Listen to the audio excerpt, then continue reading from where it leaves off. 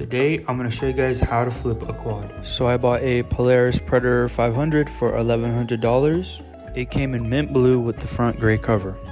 The first things I noticed were the paint were coming off. Most of the quad was really rusty and dirty. The front bumper was not the stock front bumper, and that the whole quad needed a new makeover. So the first thing I did was make sure that the mechanical part of the quad worked.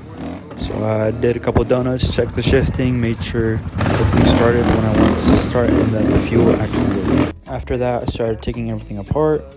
First thing I did was swap out the air filter for this new one I had lying around. Then I taped it off and repainted the front gray cover black. And then I started taking stuff off. I took off both headlights, I took off the seat, I took off the front cover. I took off the coilover covers that were hiding these red springs. I taped up the intake so I can pressure wash the whole thing and get it nice and clean.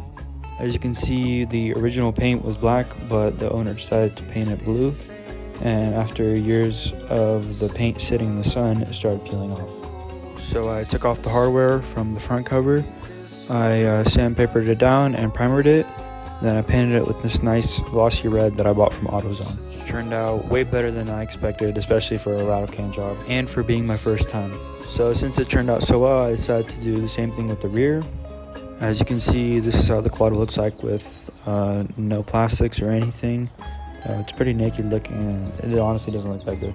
So here's the front plastic that I finished painting. I actually started taking apart the headlights and started cleaning them. So this is how the quad looks like with the front plastics painted, and I also liked how the air filter matched the coilovers.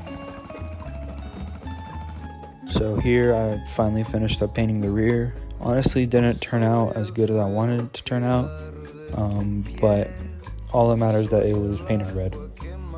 Didn't turn out as good as the front, which kind of sucks, but I ended up redoing it and it turned out a lot better than I thought it would. So here's the primer I used for the front and the back, and here's the actual paint that I used for the whole project. I also hit it with this clear coat that I had lying around. So then I took off the rear wheels and I started repainting the rear axle.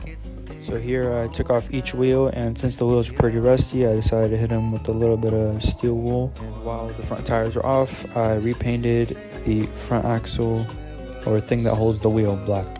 After that, I decided to get rid of the old bumper, and I ordered a new one from online and put it on, and it turned out great. I think painting this thing red really brought this thing to life, and the front bumper just did it so well.